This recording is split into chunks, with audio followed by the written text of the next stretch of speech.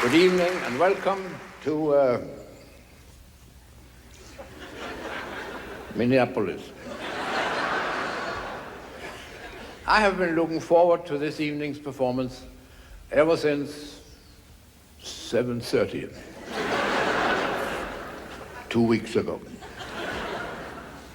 We are going to have an intermission pretty soon.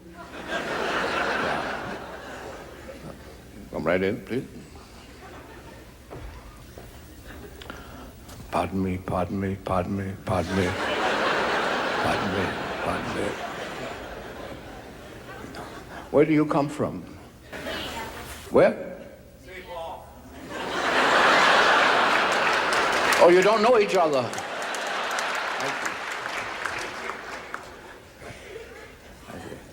I come from Copenhagen. I was here before you. But anyway.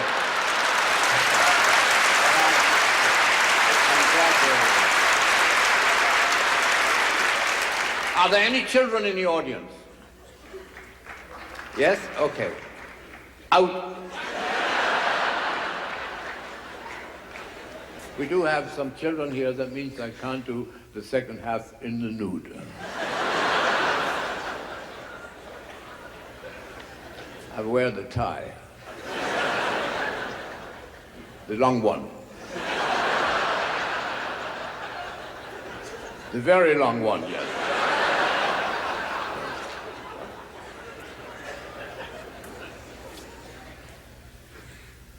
I have a request. I usually do not do request numbers, unless, of course, I have been asked to do so. And that has happened. I have a request from a lady who called me at the hotel. She said, "Mr. Boogie, would you be kind enough to play?" And then she couldn't remember the title of the thing she wanted to hear. So I said, "Perhaps you could hum it or sing it for me, and if I know it, I will play it." And she said, "Well, I can't remember how it goes." And then she said, "You're the musician. You ought to know the piece." I said, "I'm sorry, I can't help you in this instance." And she said, "It really doesn't matter because I'm not going to be there tonight." So now I'm going to play something else.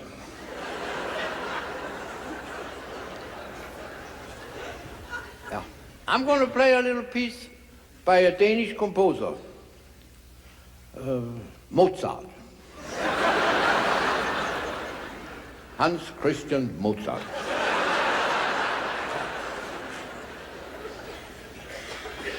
As you know, or many of you know, Mozart was only from here up.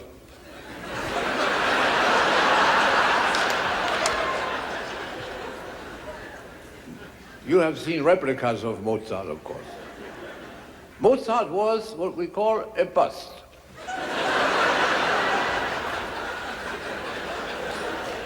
And stood on many pianos and in windows and things. And the scholars insist that in spite of that physical handicap, Mozart was fairly happily married.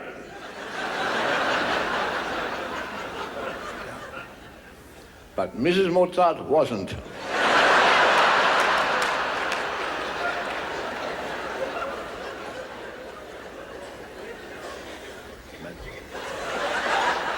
She went all the way to the floor.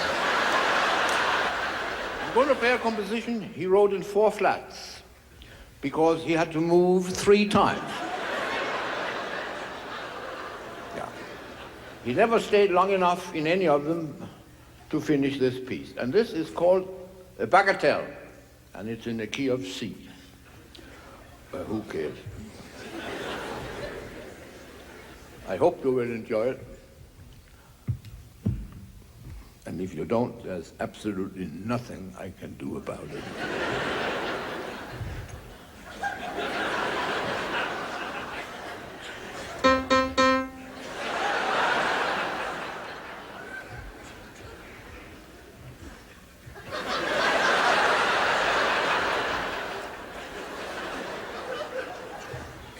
Why were you so late?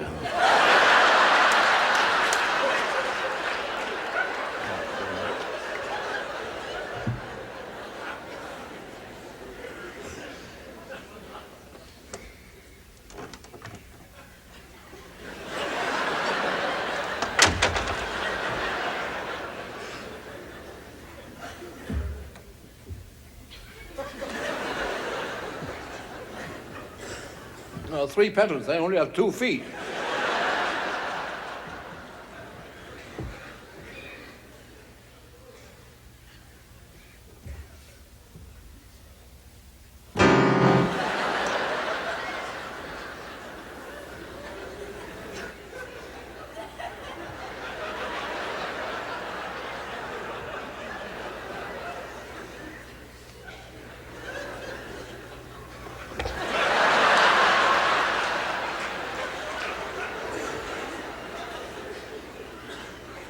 Mozart, bagatelle in the key of C.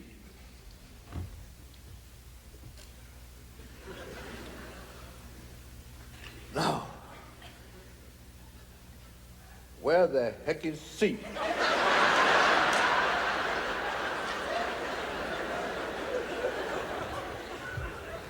You didn't mark the C.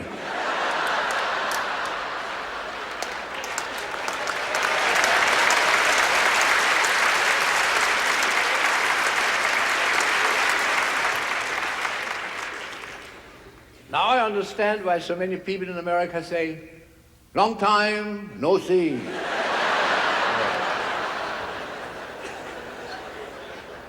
Isn't it a shame these big fat opera singers always lean against the pianos and bend them?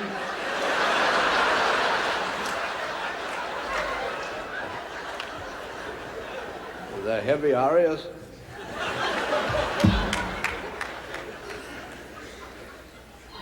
Mozart.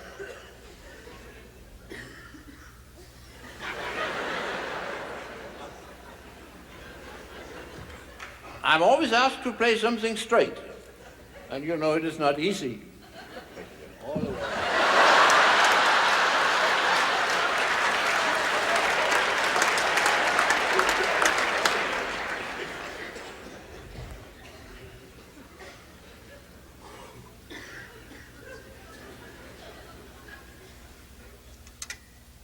Oh, my time is up. Sorry, upside down. My grandfather gave me this watch a few minutes before he died for $20.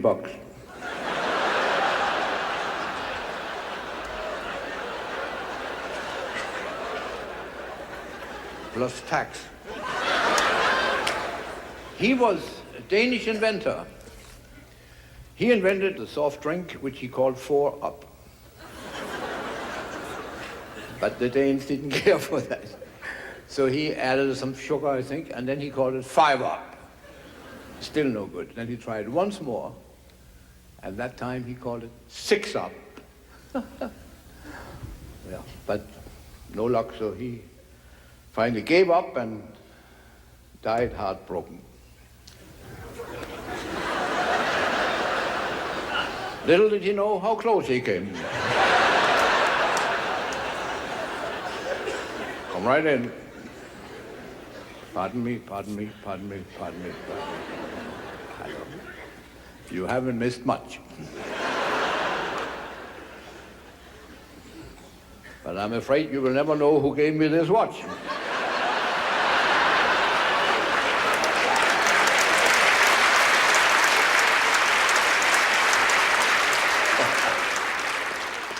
And don't tell them.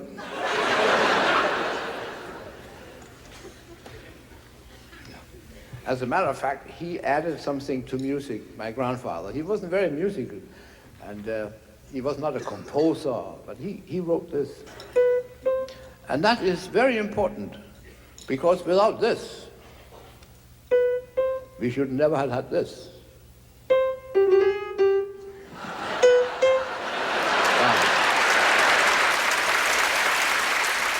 You have a picture?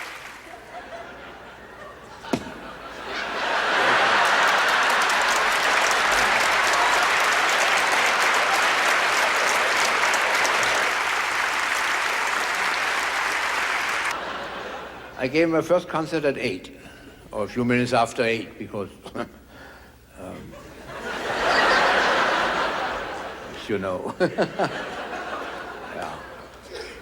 For 12 years I was concertizing, and I often had an opportunity to do an encore, which I generally did early in the evenings. So that people, when they left early, could hear some of the encores at least. Yeah. Some of my favorite encores were a series of Viennese waltzes by a Japanese,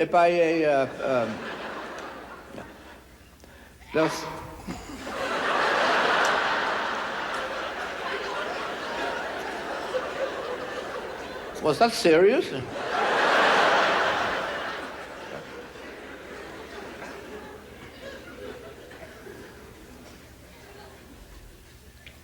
I said, Japanese. I speak. There are three things, you know, I must tell you, there are three things I can never remember.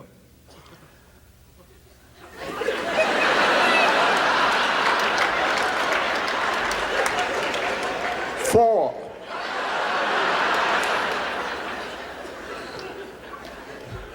I speak a little Japanese. And you know how I learned to speak. Of course you don't, but there's a wonderful method which I will tell you about, with which you can speak or learn to speak any language you wish or anything you want to learn while you sleep. Not here, of course, but under the pillow in your bed, or in any bed, you put a cassette player. And then you insert a tape on which must be what you wish to learn, of course. In my case, it was lessons in the Japanese language. And then you run it every night until you have absorbed subconsciously what is on the tape. It may take weeks or months, maybe a year, but that's the way I learned to. I know you won't believe it, of course, but this is true. I don't speak it perfectly well, but I can get along, and I have been doing so. Unfortunately, I can only speak it when I'm sound asleep.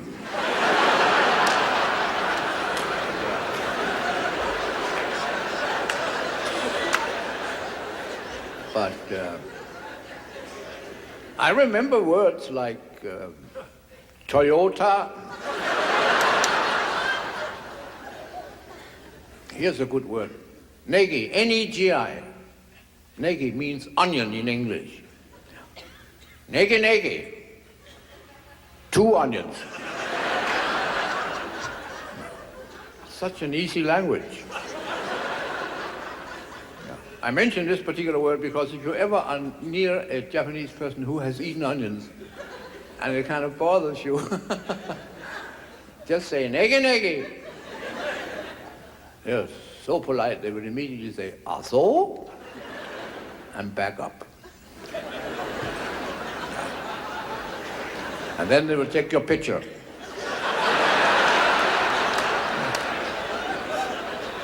But remember, they are not very tall people, so they only get you from here down. Yeah. The rest is Mozart. Well,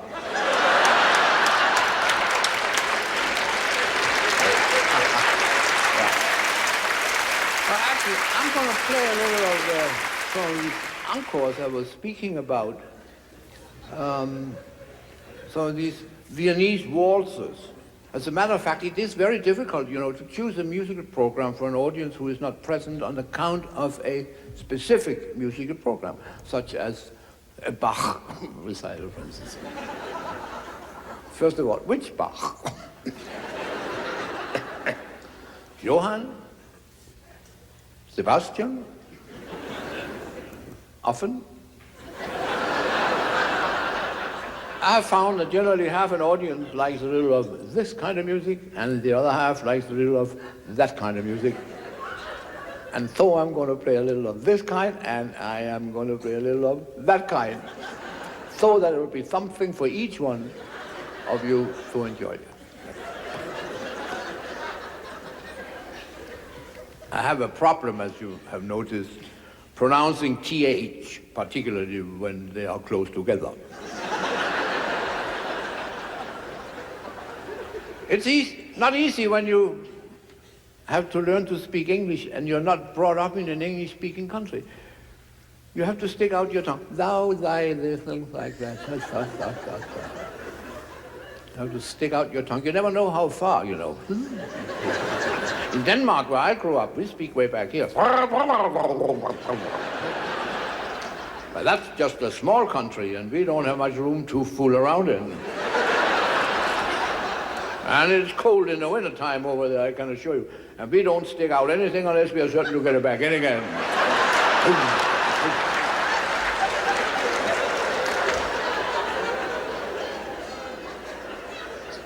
Well, I have some music here on the piano bench, a little of this and a little of that.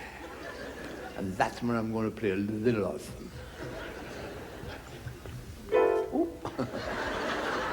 I can assure you, I play far better by ear.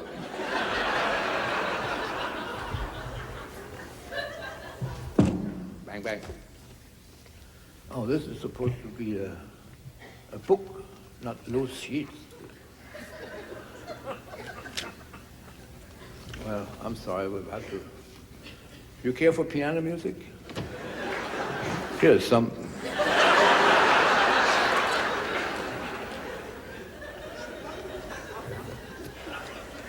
That'll be 85 cents.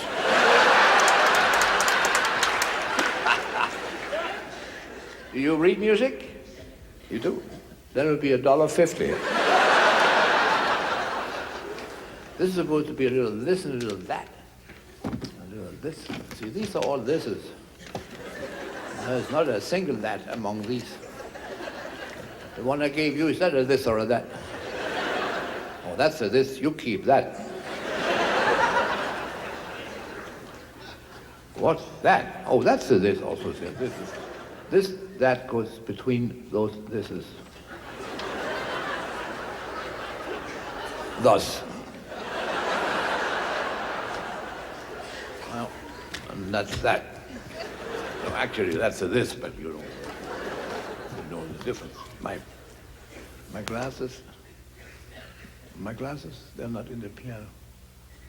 Oh, a stagehand. Oh, no.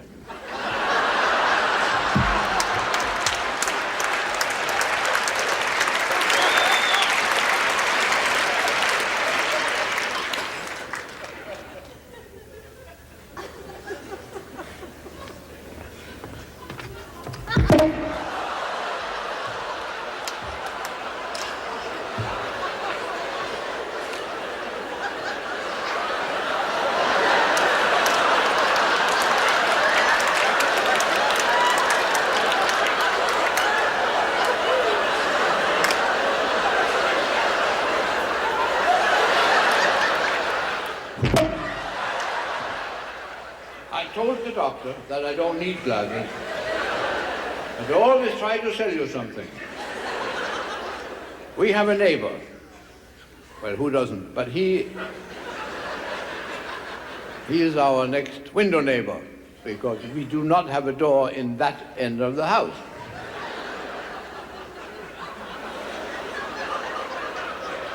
I'll give you 5 seconds more on that one. He is a physician, a good friend of the family, his own, of course. And I went to see him and he said, "You need glasses." So on my way out of his office, I took his. And now he wants to see me when I get back home. But he can't because I got the glasses.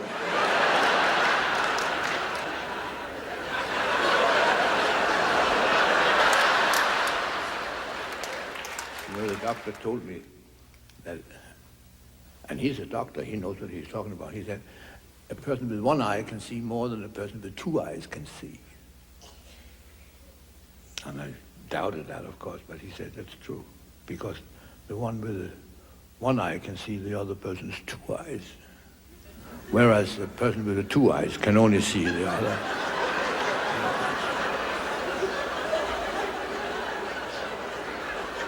That's what he said.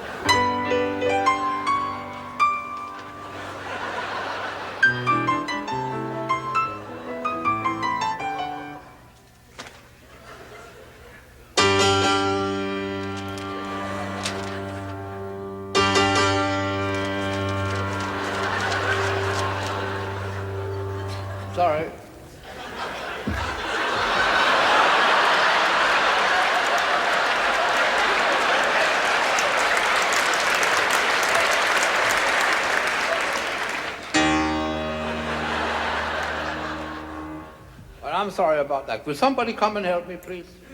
I need somebody to turn the pages for me. Anybody? You work here? Oh, I thought you were bleeding.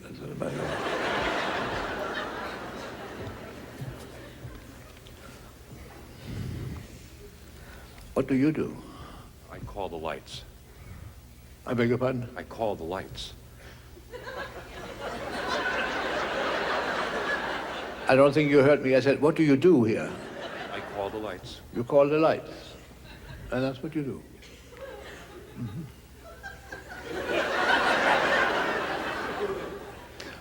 What do you call the lights? You don't know? I do.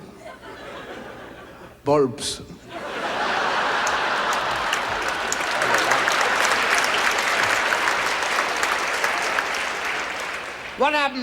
What happens if the lights don't come when you call them?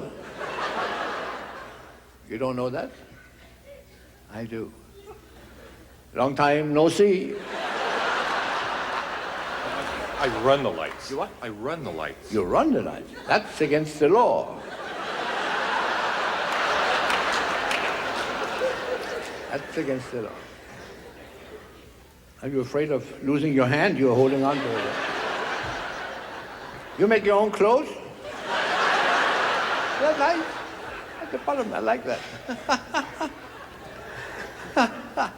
So what can I do for you? Oh, yeah, I'm sorry. Would you be kind enough to turn the... I forgot all about... Would you turn the pages for me? Yes, will you do that? Thank you. Nice fellow. Must have fertilized him a lot because he's so tall.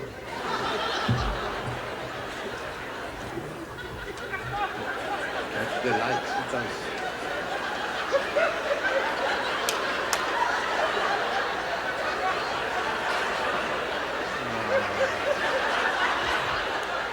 Wait a minute. It's when I'm playing, of course. I should have told you that. I'm sorry. Pardon me, madam, are you laying eggs?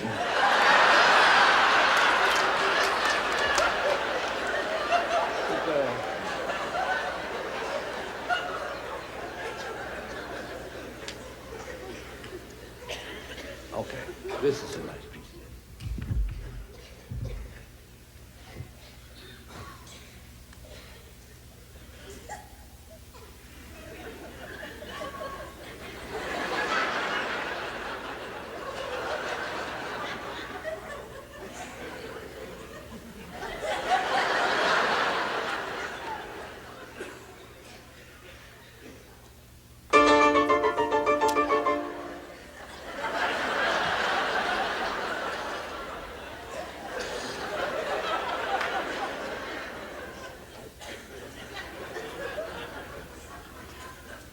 Negi, negi.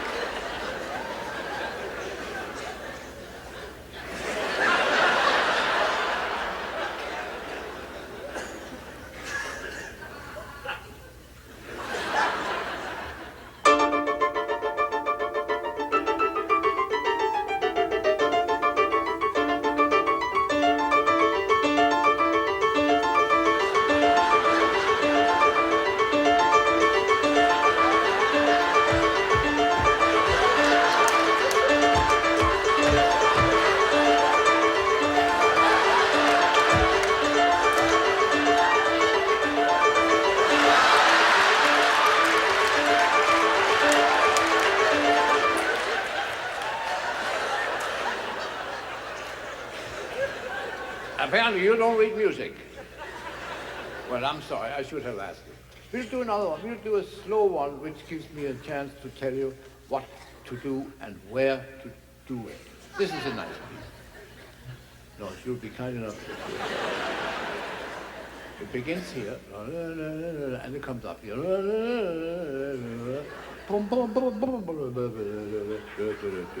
And here it says PP, but don't pay attention to that because that means pianissimo. That is an Italian abbreviation. Just the opposite of wasn't good. So when I say now, you take this in this corner, a single sheet, and you turn it zoop, like that.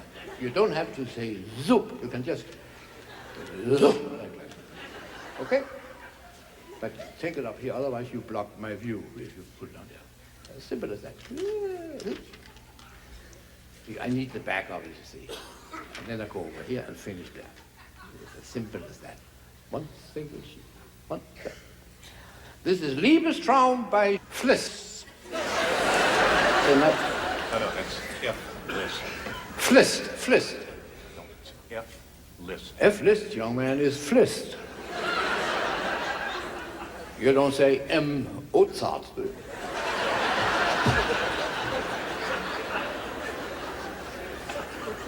Liebestraum by Frist. I hope you will enjoy it.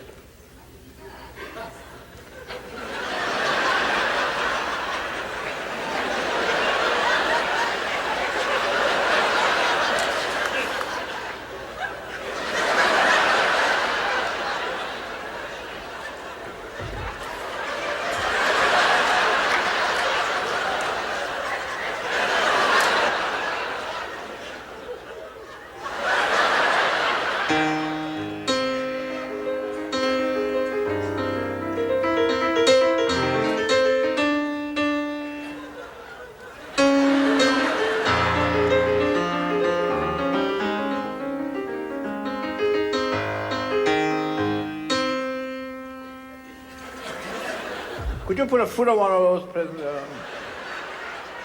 Too far. Okay, press down, press, like this. That's it.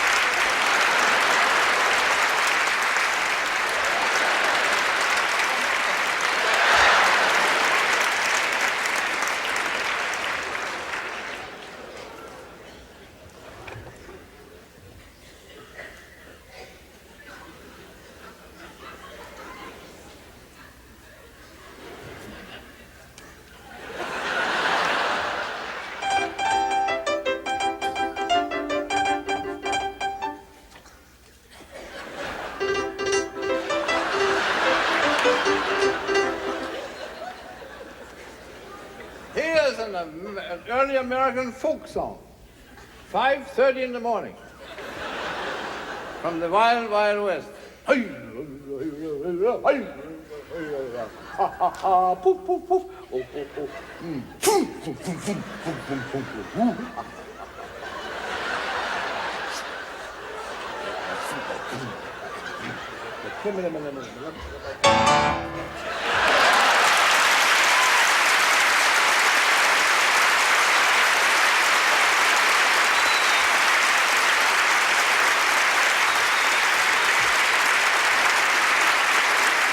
Thank you.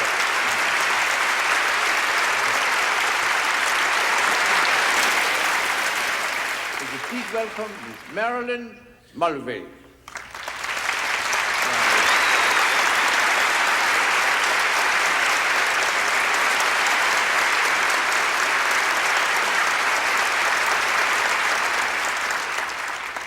Excuse me, what happened to your arms? It reminds me of Mozart.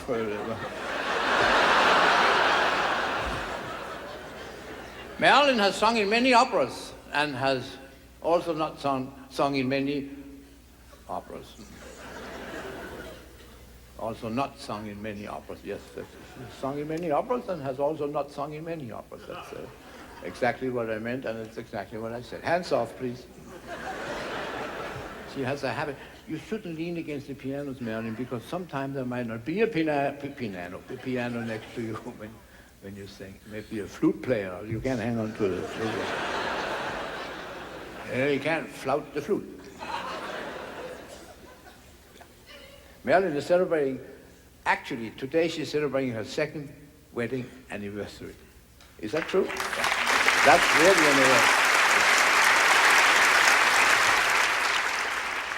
How long were you married? Oh, 2 years. Yes, I see. That's what it is. Yeah. That's the second anniversary. Hands off, please. What have you chosen to sing for us this evening? Yes, I'd like to start with a folk song. Aha.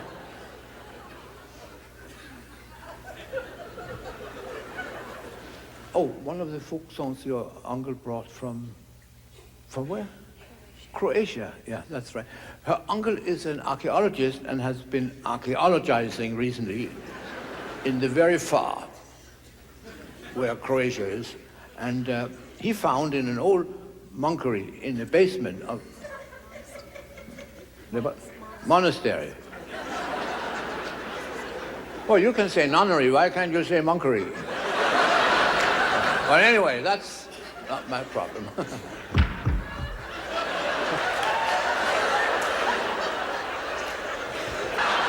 But anyway.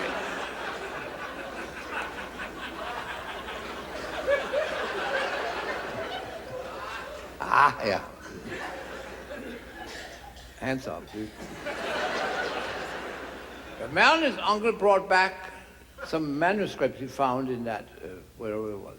And there are 6 songs, and Marilyn sings all 6. Not now, but she knows them all. These are some old folk songs for the old folks, old folks. And which one have you chosen to sing tonight, Marilyn? I wasn't sure. What do you think I should start with? Sing the one you like the most. Oh, yes. Because I'm going to play the one I like.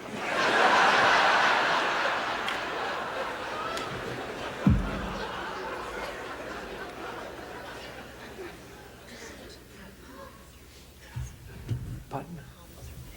Oh, no, I've tried not to. Marilyn, she wants me to say, don't hum along, because, you know, musicians, when we play, for instance, you play a concerto, you sit there, and you sing along without really knowing it. You hum, on the violin, you do all these things. And I have the habit myself, and I must remember now. Hands up, please.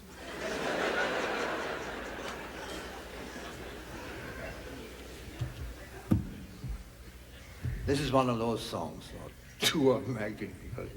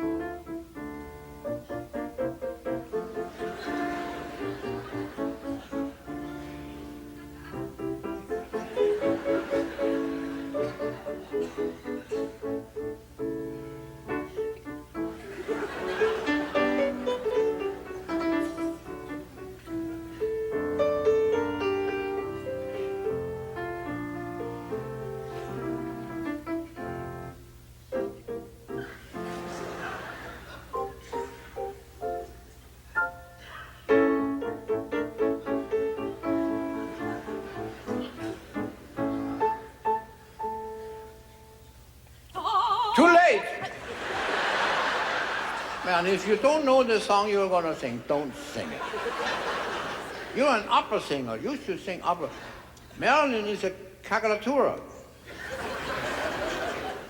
And she said, why don't you sing an aria from one of the... You like arias? Wait till you hear what she's going to say. Thank you. When this ovation has died down. What have you chosen to sing then? Yes, I'd I'd like to sing the Caro Nome from Rigoletto. Oh, God.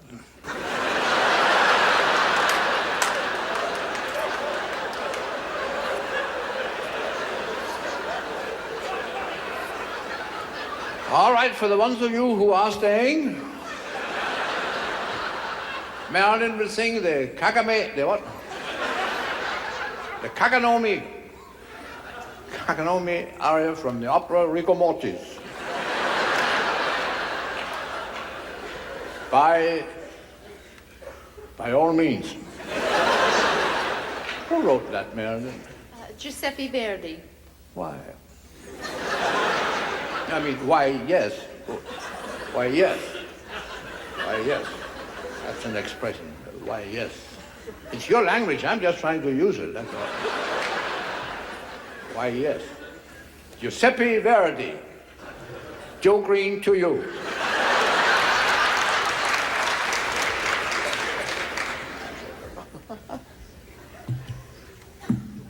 Hands off, please.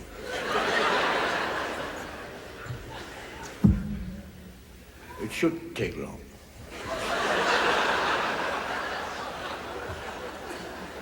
Not if I can help it.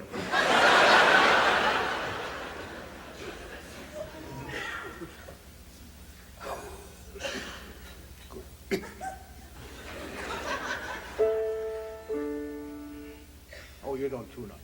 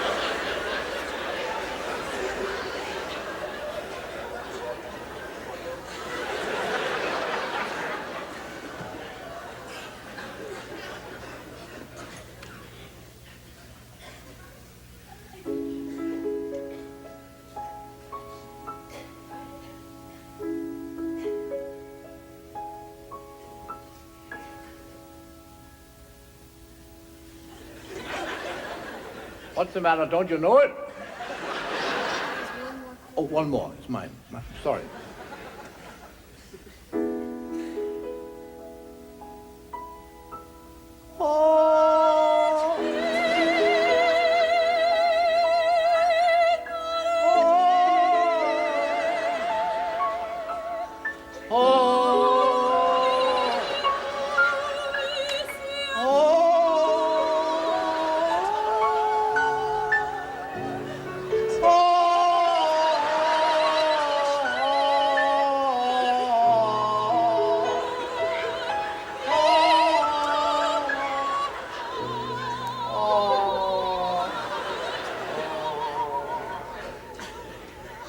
Finished?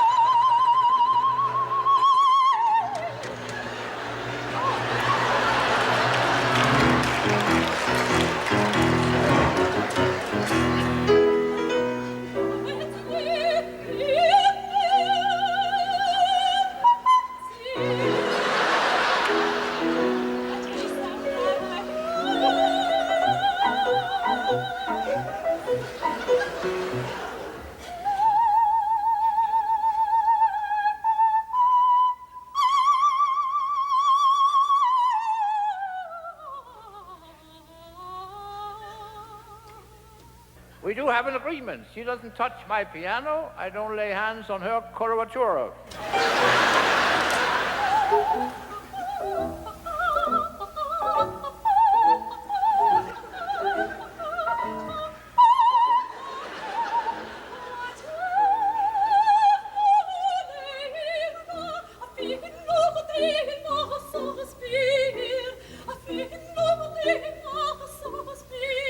You just said that. Twice.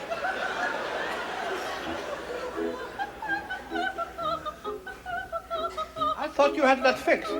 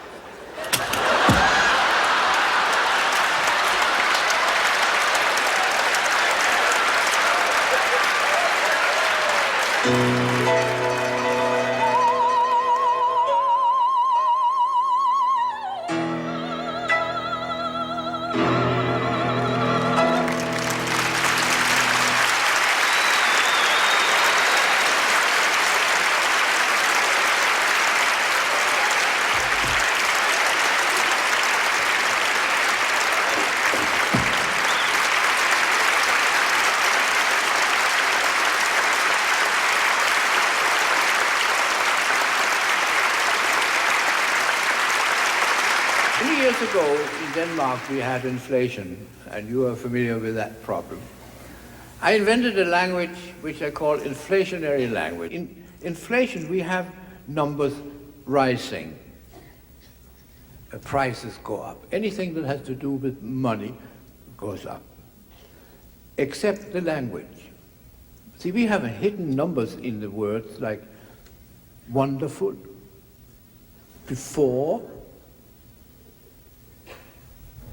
create, tenderly. All these numbers can be inflated and meet the economy, by rising to the occasion. I suggest we add 1 to each of these numbers to be prepared. For instance, wonderful will be tutorful. Before should be B5. Create, Cre9. Tenderly should be 11derly. A lieutenant will be a lieutenant. A sentence like I ate a tenderloin with my fork will be I nined an 11derloin with my 5. And so on and so forth. I have a book here I brought, and I will read. This is an old book my father inherited from 2 of his cousins. I will talk to you about that later when we get to that. I have a story here I'd like to read to you so you get an idea of inflationary language, how it sounds when it's being used. Twice upon a time, there lived in sunny California a young man named Bob. He was a 3rd lieutenant in the U.S. Air Forces. Bob had been fond of Anna, his 1.5 sister, ever since she saw the light of day for the 2nd time. And they were both proud of the fact that 2 of his 5 fathers had been among the Cre9ers of the U.S. Constitution. They were dining on the terrace. Anna, he said, as he took a bite of a marinated herring, "You look tutorful 3 nights. You never looked that lovely B5. Anna really looked tuneful in spite of the illness from which she had not yet recuperated. Yes, repeated Bob, you look tuneful, Three Nights. But you have three of the saddest eyes I have ever seen.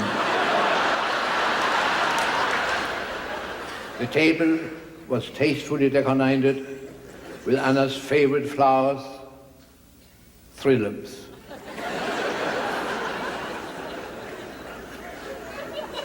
They were now talking about Anna's ascertained husband, from whom she was separated.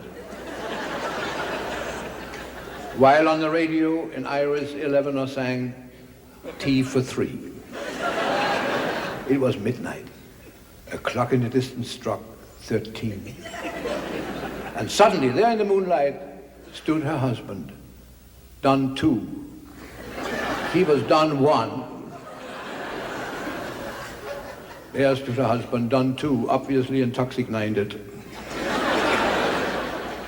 Anna, he blurted, forgive me. I'm only young twice. And you are my two and only. Bob jumped to his feet. Get out of here, you three-faced triple-crosser.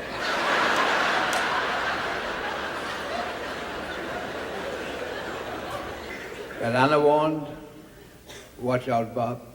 He is an officer. Yes, he's two, but I'm 2-3.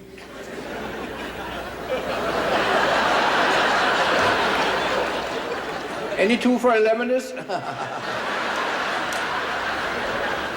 All right, said Don Two as he wiped his 5 head. He then left, and when he was 1.5 way through the revolving door, he mumbled, I'll go back to 11 and see. And be double again.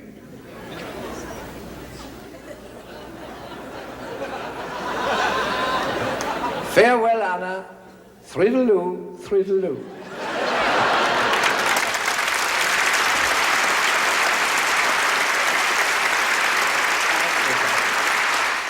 I'm going to introduce a young pianist. He's a very, very good friend of mine. He is an Armenian, and he has studied at the music conservatory in Istanbul. Istanbul. He has also graduated in chemistry. He's an excellent chemist.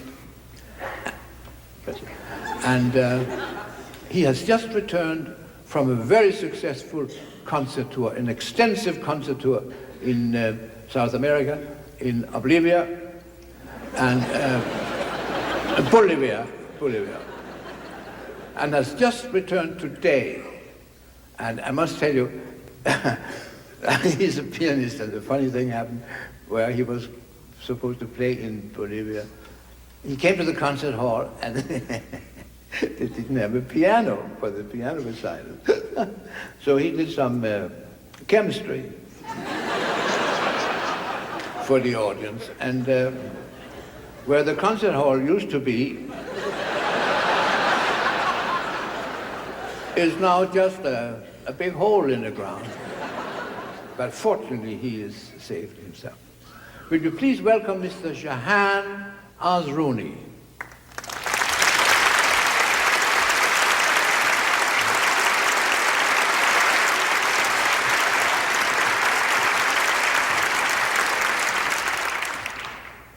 That's all that's left of him after the he used to be a man. Anyway, Shahan lives in New York City with his family and has not been in the United States very long. And he doesn't speak English. He understands a little. Fortunately, I speak a little Turkey, so I can understand. He understands me, and I.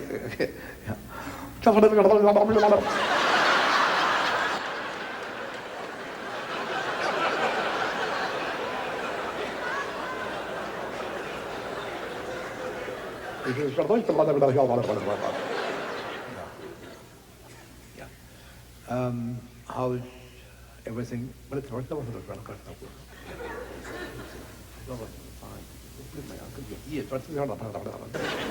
We will play together because the time is very precious. We don't have much time. Otherwise, we would play two pianos, but we cut it down to one piano.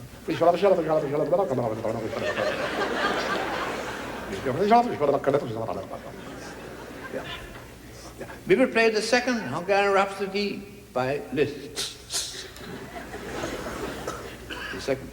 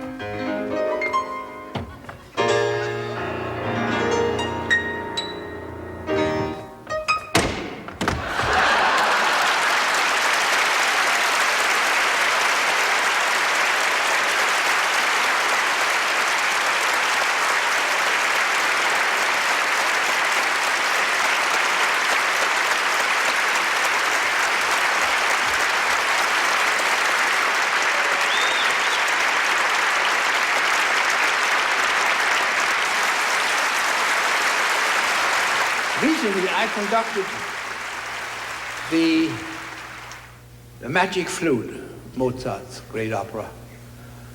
I found in my research an opera actually written by Mozart, but it said Salieri on it. But it is understood that Mozart actually wrote it, so you can imagine what kind of opera it is, and put Salieri's name on it. Well, anyway, I'll tell you a little about it because it's quite interesting. It is in one act only. It begins with a 45 minutes intermission because it's such a short opera. And when the curtain rises, first you hear the overture, but when the tour is over, the curtain rises, of course. Otherwise you couldn't see a thing. And on the stage are two large trees. One is on this side and one is on the other side. And that indicates a small forest. Now the tenor comes in, he's supposed to meet his soprano, but she hasn't arrived yet, so he hides behind one of the trees in order to surprise her when she comes in a little later, which she does. And when she comes in a little later, which she does, she can't find him because he is hidden behind the tree. And she doesn't know that. Of course she knows it because she must have seen it during rehearsals. But she pretends. Either that or she's plain stupid. Well, she now hides behind the other tree, waiting for him, but he's there already, so this is a little mess. Now the chorus comes in, but nobody knows why except Mozart, and he's dead.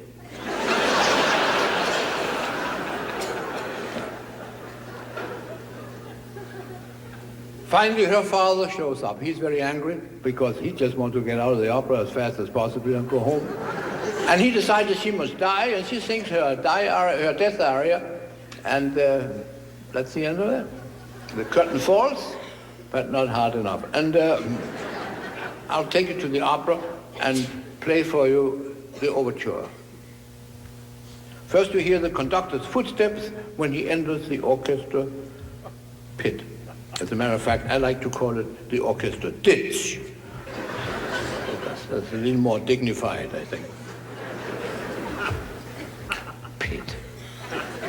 First you hear the conductor's footsteps when he enters the orchestra pit, or ditch.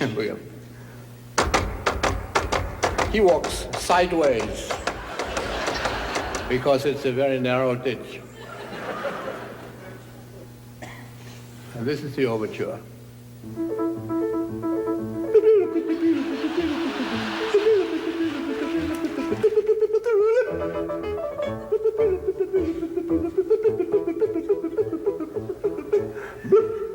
This was the first part of the overture.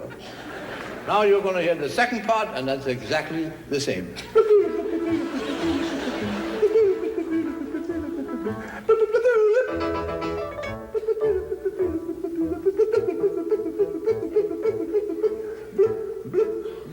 Now this is a blip. The reason for that extra blip is that the fellow who does the blips started one measure too late. Now the curtain rises, and the tenor comes in from that side in a single file.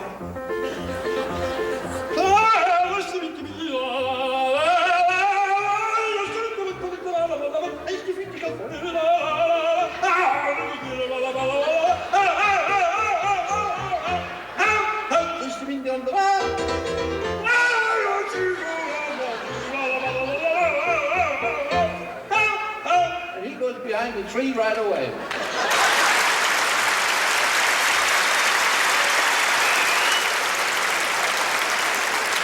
Thank you, I'll tell him. He can't wait. He's anxious to see her. Now, the leading lady comes in. She's supposed to fill the part of the soprano. She not only fills it, she overflows it a little bit.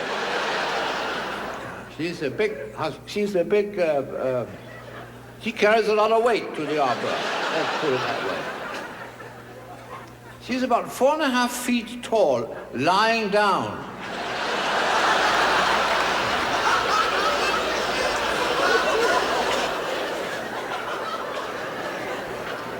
She comes in from that side in a single pile.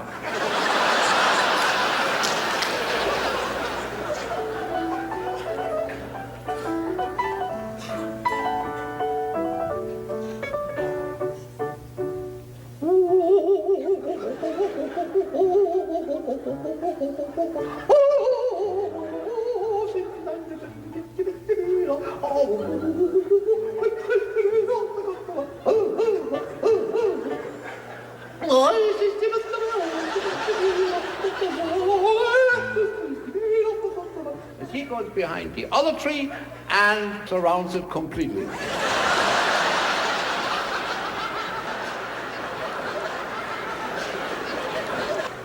Well, while you were laughing, the chorus has been in and out, and now a baritone arrives.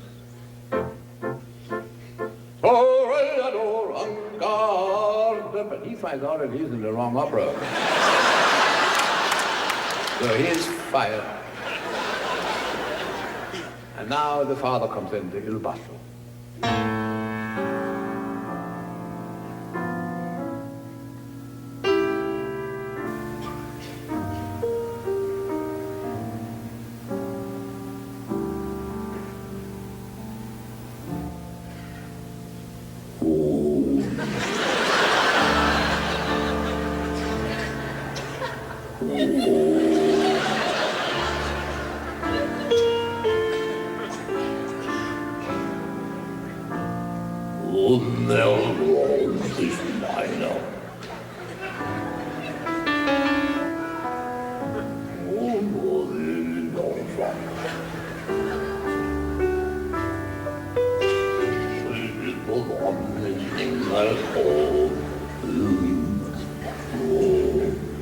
Well, how low can a man get? Now she picks it up from there and sings her death aria.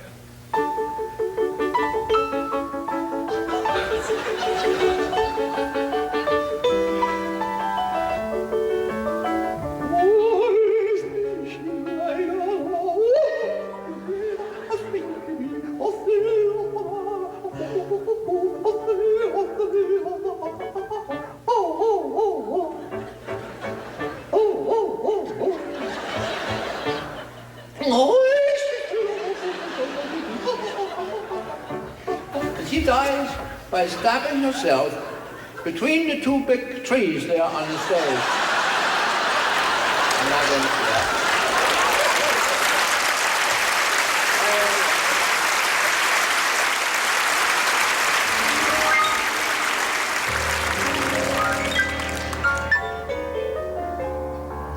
I'm going to play one of the waltzes that I'm trying to remember before. This is a very lovely one. You know, whenever I would announce them from the stages in Europe where I played concerts, the whole audience would go, "Bravo! Bravo!" Because Bravo played them much better than I do. Yes, he is Giuseppe Bravo, great pianist. And he is a Portuguese. Oh yes, he and his wife are Portuguese, but you can't have one geese.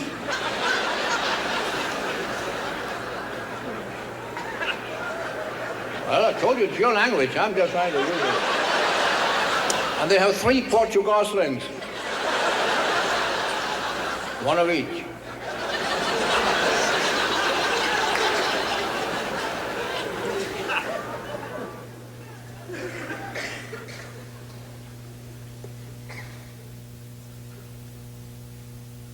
When you hear this,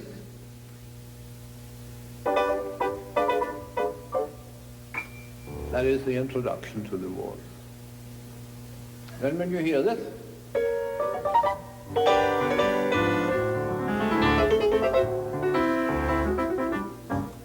that is the main theme of the waltz.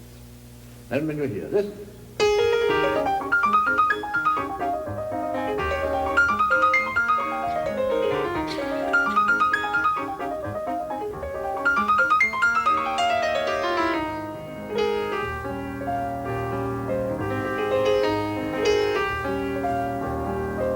then there is definitely something wrong. Because that's Chopin.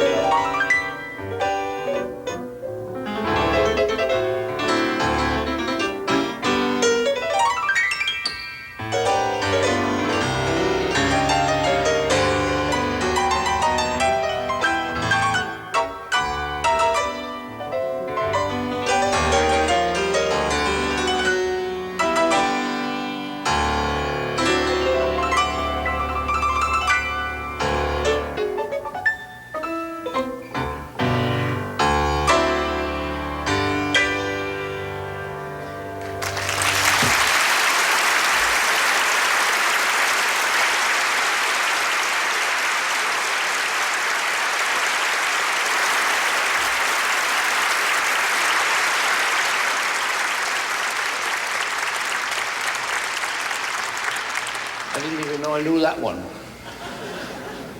I'll play another one.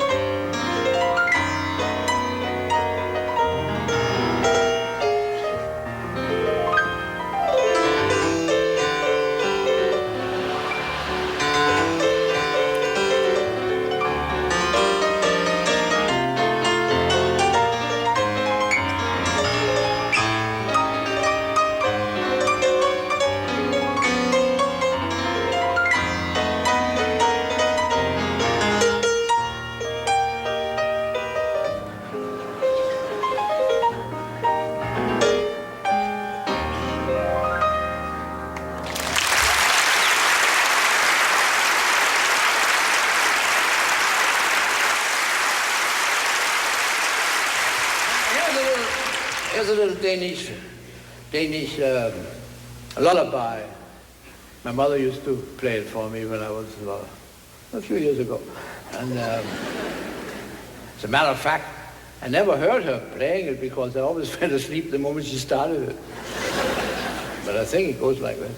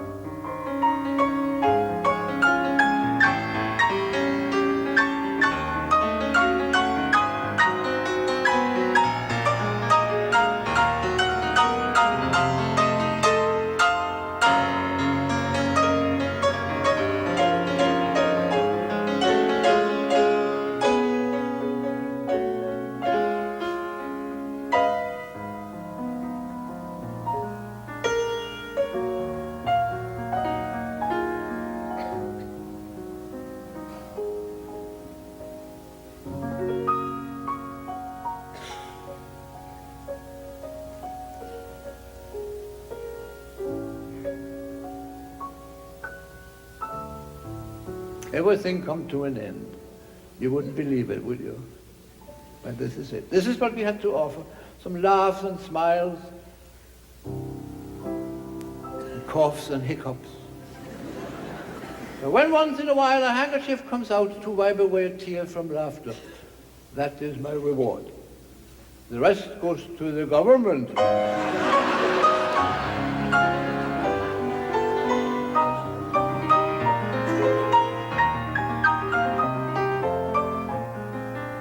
Perhaps we shall meet again sometime. Maybe next time in your house. Maybe in your dining room. Maybe in your living room.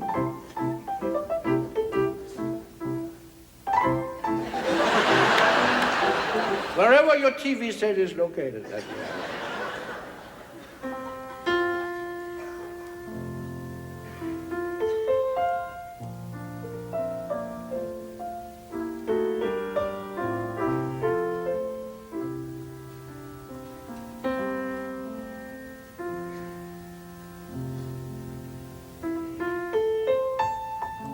I wish to thank my parents for having made this evening possible. And my children for having made it necessary.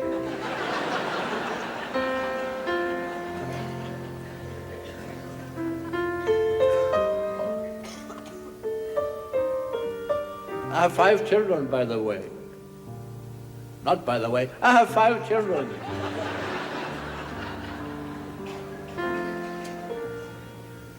And that stupid page turner with the red tie happens to be one of them.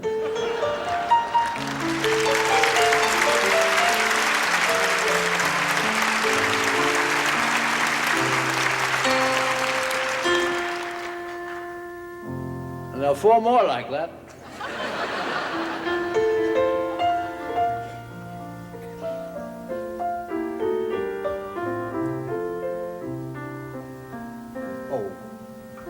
Please, when you drive tonight, please drive extremely carefully. Extremely carefully.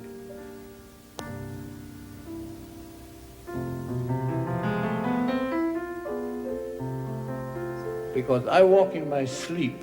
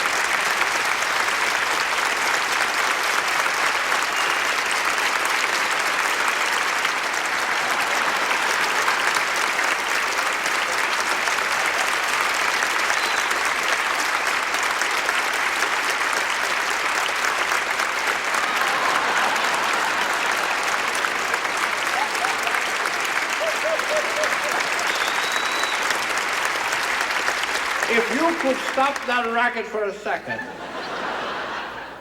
On behalf of everybody involved in this evening's performance, from the management and from everybody backstage and in front of the stage, and for all the artists who have joined me here on stage, we wish to thank you profoundly for the courtesy and the honor you have bestowed upon us by rising to the occasion. I thought you were on your way out. But in retaliation for your keeping me overtime, I am going to do an encore.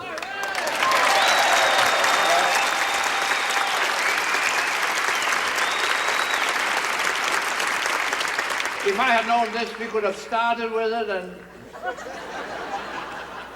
Well, anyway. I'm going to do a routine now. The ones of you who have heard... must have cost a fortune to build this hall.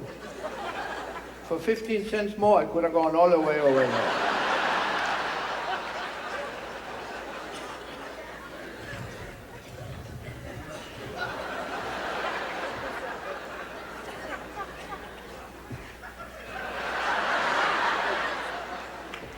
We don't waste a beautiful flowers. Any flowers. We don't waste anything.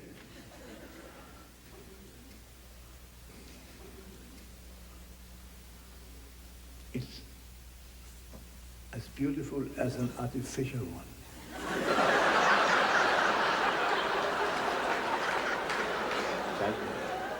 But anyway, I'm going to do a routine now. The ones of you who have heard it before may enjoy hearing it again. And the ones of you who have not heard it before may enjoy hearing it again next time. I'm speaking of the phonetic punctuation.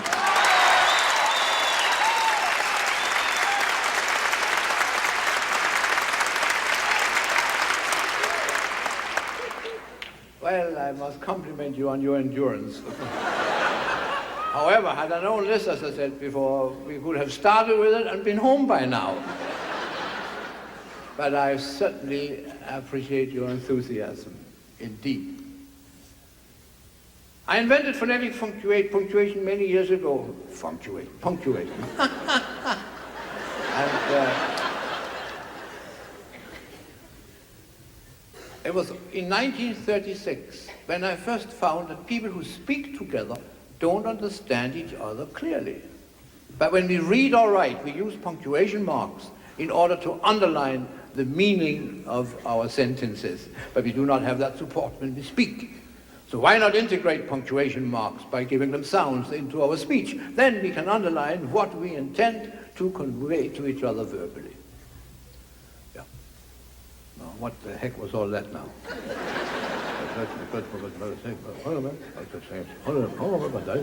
Then, of course,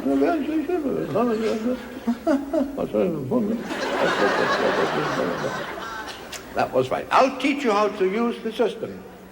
A period sounds like this. A dash. An exclamation point is a vertical dash with a period underneath. The comma. Quotation or two commas. Or if you happen to be left-handed, question mark is a little difficult. And finally the colon, the two little dots. You may put them over each other, you may put them under each other, you can put them wherever you want to put them. That's it. I'm going to read a paragraph from a book I have here. The same book I read from before. My father inherited that, I told you that, from two of his cousins. They were twins. Identical twins. But they never knew which one of them was the identical one because they looked so much alike. My father told me, he was much older than I was, of course, because my father was born in 1847. He was 60 years old when I was born, so he was almost my grandfather. And he knew a lot of things that I didn't know, and I know it now.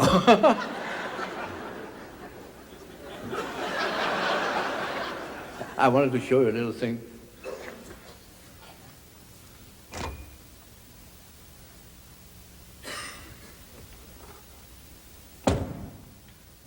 I have 7 grandchildren, and the youngest one, when she was the youngest one, which she isn't anymore because there are 2 more, but she's now almost the oldest one because, not necessarily yet, but she's in age, it always changes. And this is a thing she did in school for me. I always show that to the audience. That's good. I did a notebook, I write notes in it. Cute? From the school. Yeah. Cost me $8,000.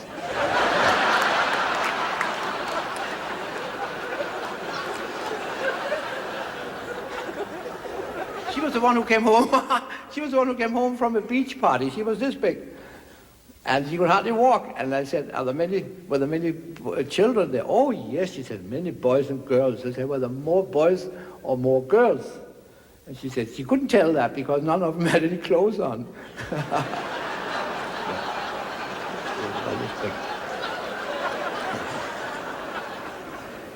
I have a short story right here in the beginning of the book. Page 9. Oh. Page 6.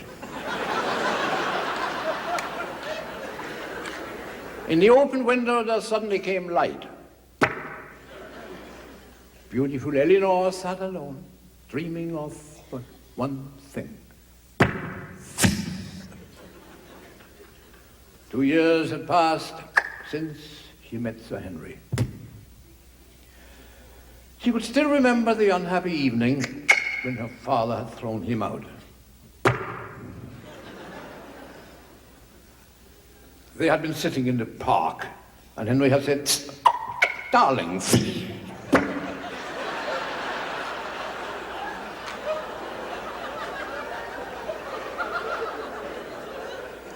Is this the first time you have loved?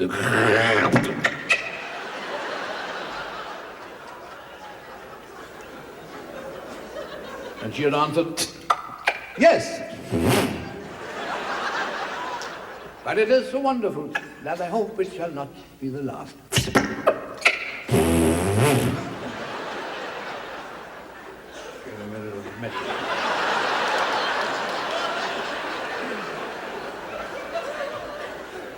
Suddenly she heard a well-known sound.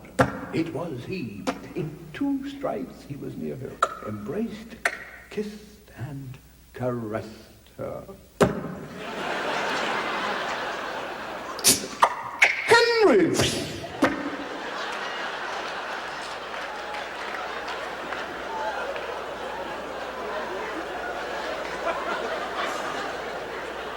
What is love? She asked. He answered, well, I couldn't live without.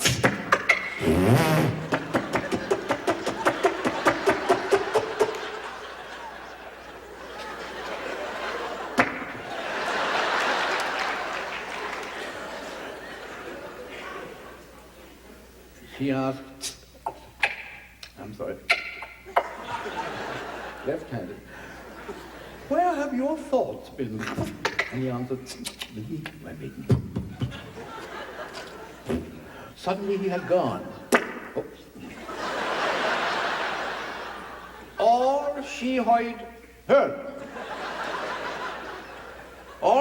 was the well-known sound of his departing horse.